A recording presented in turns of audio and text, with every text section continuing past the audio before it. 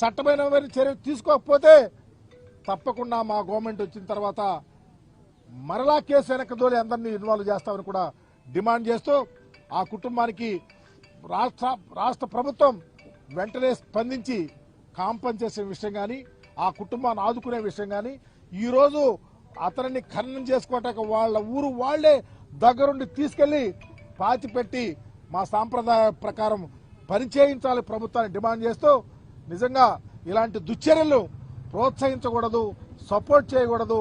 ఈరోజు మరి ఇంత పండగ రోజు కూడా పత్రికా విలేకరులు సోదరులందరూ వచ్చి సాల్మన్కు జరిగిన హత్యను మరి వాళ్ళు మాకు సపోర్ట్గా హత్య అన్యాయము ఇలాంటి కుటుంబానికి అందరం అండగా ఉంటామని చెప్పినందుకు ధన్యవాదాలు తెలియపరుస్తూ సెలవు తీసుకుంటున్నా.